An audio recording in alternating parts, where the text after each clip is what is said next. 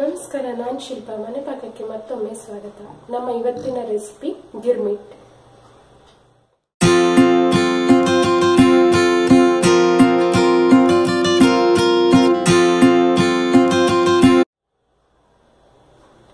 ಬಯಲುಸೀಮೆ ಅಥವಾ ಉತ್ತರ ಕರ್ನಾಟಕದ ಸ್ಪೆಷಲ್ ರೆಸಿಪಿ ಇದು. ಮನೆಗೆ ಯಾರಾದ್ರೂ ಅತಿಥಿಗಳು ಬಂದಾಗ ಬೇಗ ಏನ್ ಮಾಡ್ಬೇಕು ಅಂತ ಗೊತ್ತಾಗದೆ ಹೋದ್ರೆ, ಅಥವಾ ನಿಮ್ಗೇನೆ ಸಂಜೆ ಚಾ ಮಾಡಿದಾಗ ಏನಾದ್ರೂ ತಿಂಡಿ ತಿನ್ನೋಣ ಅಂತ ಅನ್ಸಿದ್ರೆ ಬೇಗ ಮಾಡಬಹುದಾದಂತ ತುಂಬಾ ಸುಲಭವಾದ ರೆಸಿಪಿ. ಮನೆಯಲ್ಲೇ ಸುಲಭವಾಗಿ ಸಿಗುವಂತ ಸಾಮಗ್ರಿಗಳನ್ನು ಉಪಯೋಗಿಸ್ಕೊಂಡು ಮಾಡಬಹುದು. ಹೇಗ್ ಮಾಡೋದು ಅನ್ನೋದನ್ನ ನೋಡೋಣ. ಏನೇನ್ ಬೇಕು ಅನ್ನೋದನ್ನ ನೋಡ್ಕೊಳ್ಳೋಣ.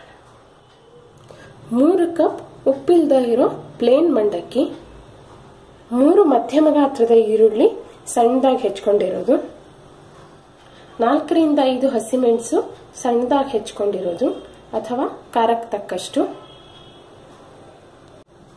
2 ಟೇಬಲ್ ಸ್ಪೂನ್ ಕೊತ್ತಂಬರಿ ಸೊಪ್ಪು ಸಣ್ಣದಾಗಿ ಹೆಚ್ಚಕೊಂಡಿರೋದು, 1 ಚಿಕ್ಕ ಟೊಮೆಟೊ ಸಣ್ಣದಾಗಿ ಹೆಚ್ಚಕೊಂಡಿರೋದು, 2 ರಿಂದ 3 ಟೇಬಲ್ ಸ್ಪೂನ್ ಎಣ್ಣೆ, 1 ಟೀ ಸ್ಪೂನ್ ಸಾಸಿವೆ, 1 ಟೀ ಸ್ಪೂನ್ ಉದ್ದಿನಬೇಳೆ, 1 ಟೀ ಸ್ಪೂನ್ ಜೀರಿಗೆ, 1/4 ಟೀ ಸ್ಪೂನ್ ಇಂಗು, 1/2 ಟೀ ಸ್ಪೂನ್ ಅರಿಶಿಣ ಪುಡಿ, 1 ಟೀ ಸ್ಪೂನ್ ಸಕ್ಕರೆ, ಇದು ಆಪ್ಷನಲ್, 1 ದೊಡ್ಡ ಟೇಬಲ್ ಸ್ಪೂನ್ ಹುಣಸೆ ಹಣ್ಣು ಸ್ವಲ್ಪ ನೀರಲ್ಲಿ ನೆನೆಸಿಟ್ಕೊಂಡಿರೋದು, ಅಥವಾ ಇದರ ಬದಲು 2 ಟೇಬಲ್ ಸ್ಪೂನ್ ನಿಂಬೆ ರಸವನ್ನು ಉಪಯೋಗಿಸಬಹುದು, 2 ಟೇಬಲ್ ಸ್ಪೂನ್ ಹುರಿಗಡಲೆ ಪುಡಿ, ರುಚಿಗೆ ತಕ್ಕಷ್ಟು ಉಪ್ಪು. ಈಗ ಮೊದಲಿಗೆ ನಾನು ಒಂದು ಪ್ಯಾನ್ ನಲ್ಲಿ 2 ಟೇಬಲ್ ಸ್ಪೂನ್ ಅಷ್ಟು ಎಣ್ಣೆಯನ್ನ ಬಿಸಿ ಮಾಡೋದಕ್ಕೆ ಇಟ್ಕೊಂಡಿದ್ದೀನಿ.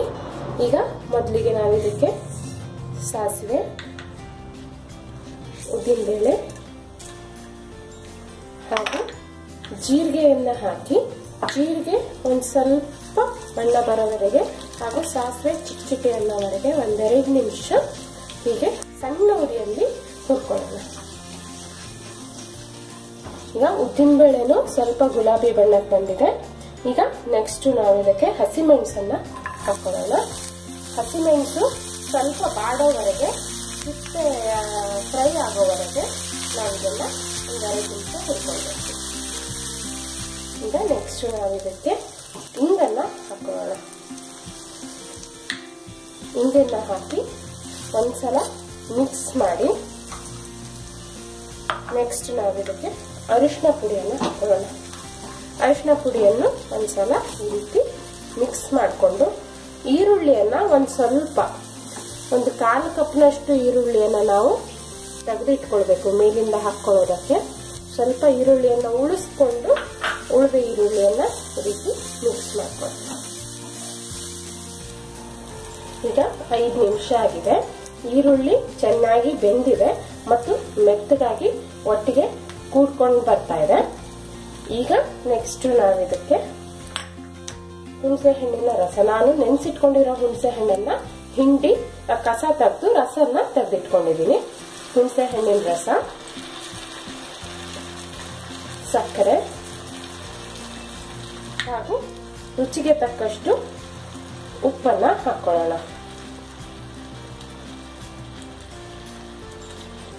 ಎಲ್ಲದನ್ನು ಒಂದ್ಸಲ ಸರಿಯಾಗಿ ಮಿಕ್ಸ್ ಮಾಡಿ ಇದನ್ನ ನಾವು 1 ರಿಂದ 2 ನಿಮಿಷ ಸಣ್ಣ ಉರಿಯಲ್ಲಿ ಕುದಿಯೋದಕ್ಕೆ ಬಿಡಬೇಕು. ಈಗ 2 ನಿಮಿಷ ಆಗಿದೆ. ನಮ್ಮ ಗಿರ್ಮಿಟ್ ಮಸಾಲ ರೆಡಿ ಆಗಿದೆ. ನೀವು ಇದನ್ನ ಸ್ವಲ್ಪ ಜಾಸ್ತಿ ಪ್ರಮಾಣದಲ್ಲಿ ಮಾಡಿ ಪೂರ್ತಿ ತಣ್ಣಗಾದ್ಮೇಲೆ ಒಂದು ಏರ್ಟೈಟ್ ಕಂಟೈನರ್ ಅಲ್ಲಿ ಹಾಕಿ ಫ್ರಿಜ್ ಅಲ್ಲಿ ಸಹಿತ ಇಡ್ಬೋದು. ಫ್ರಿಜ್ ಅಲ್ಲಿ ಇಟ್ರೆ ಇದು 1 ವಾರದ ತನಕ ಚೆನ್ನಾಗಿರುತ್ತೆ. ನೀವು ಯಾವಾಗ ಬೇಕೋ ಅವಾಗ ಸ್ವಲ್ಪನೇ ಹಾಕೊಂಡು ಕಲಿಸ್ಕೊಳ್ಬಹುದು. ಈಗ ಇದು ರೆಡಿ ಆಗಿದೆ. ನಾವು ಗ್ಯಾಸ್ ಅನ್ನ ಆಫ್ ಮಾಡಿ ಇದನ್ನ 10 ನಿಮಿಷ ತಣ್ಣಗಾಗೋದಕ್ಕೆ ಬಿಡೋಣ. ಈಗ ನಮ್ಮ ಮಸಾಲ ತಣ್ಣಗಾಗಿದೆ. ಈಗ ನಾನು ಒಂದು ದೊಡ್ಡ ಪಾತ್ರೆಯಲ್ಲಿ, ಸ್ವಲ್ಪ ದೊಡ್ಡ ಪಾತ್ರೆ ತಗೊಳ್ಳಿ, ಪಾತ್ರೆಯಲ್ಲಿ ಮಂಡಕ್ಕಿ, ಸ್ವಲ್ಪ ಉಳಿಸ್ಕೊಂಡಿರೋ ಈರುಳ್ಳಿ,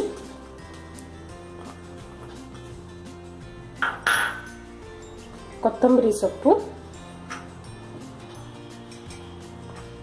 ಟೊಮೆಟೊ, ಹುರಿಗಡಲೆ ಪುಡಿ ಹಾಗೂ 2 ರಿಂದ 3 ಟೇಬಲ್ ಸ್ಪೂನ್ನಷ್ಟು ಮಸಾಲ, ಅಥವಾ ನಿಮಗೆ ಎಷ್ಟು ಖಾರ ಎಷ್ಟು ಸ್ಟ್ರಾಂಗ್ ಬೇಕೋ ಅದರ ಅನುಸಾರವಾಗಿ ಹಾಕೊಳ್ಳಿ. ಹಾಕೊಂಡು ಇದನ್ನ ನೀವು ಚೆನ್ನಾಗಿ ಈ ರೀತಿ ಮಿಕ್ಸ್ ಮಾಡಬೇಕು. ಈಗ ನಮ್ಮ ಗಿರ್ಮಿಟ್ ಸವಿಯೋದಕ್ಕೆ ಸಿದ್ಧವಾಗಿದೆ. ಇದನ್ನ ನಾವು ಸರ್ವಿಂಗ್ ಪ್ಲೇಟ್ಗೆ ಹಾಕೊಳ್ಳೋಣ. ಮೇಲಿನಿಂದ ಒಂದು ಸ್ವಲ್ಪ ಕೊತ್ತಂಬರಿ ಸೊಪ್ಪನ್ನ ಉದುರಿಸ್ಕೊಳ್ಳೋಣ. ನೀವು ಇಷ್ಟ ಇದ್ರೆ ಇದ್ರ ಮೇಲ್ಗಡೆ ಸೇವನ್ನ ಸಹಿತ ಹಾಕೊಳ್ಬಹುದು. ಸೇವು ಅಥವಾ ಮಿಕ್ಸ್ಚರ್ ಯಾವ್ದನ್ನ ಬೇಕಿದ್ರು ಹಾಕೊಳ್ಬಹುದು. ಈಗ ಇದು ಸವಿಯೋದಕ್ಕೆ ಸಿದ್ಧವಾಗಿದೆ. ರುಚಿಯಾದ ಚಟ್ಪಟ ಗಿರ್ಮಿಟ್ ಸವಿಯೋದಕ್ಕೆ ಸಿದ್ಧವಾಗಿದೆ. ಇವತ್ತಿನ ಸಂಜೆ ಟೀ ಜೊತೆಗೆ ದಯವಿಟ್ಟು ಮಾಡಿ ನೋಡಿ, ಹೇಗಾಯ್ತು ಅನ್ನೋದನ್ನ ನನಗೆ ತಿಳಿಸಿ. ಇದೇ ರೀತಿ ನನ್ನ ರೆಸಿಪಿಗಳು ನಿಮ್ಗೆ ಇಷ್ಟ ಆದ್ರೆ ಸಬ್ಸ್ಕ್ರೈಬ್ ಮಾಡೋದನ್ನ ಮರಿಬೇಡಿ. ಮುಂದಿನ ಮತ್ತೊಂದು ರೆಸಿಪಿಯೊಂದಿಗೆ ಮತ್ತೆ ನಿಮ್ಮನ್ನು ಭೇಟಿ ಆಗ್ತೀನಿ. ಅಲ್ಲಿವರೆಗೂ take care and happy cooking.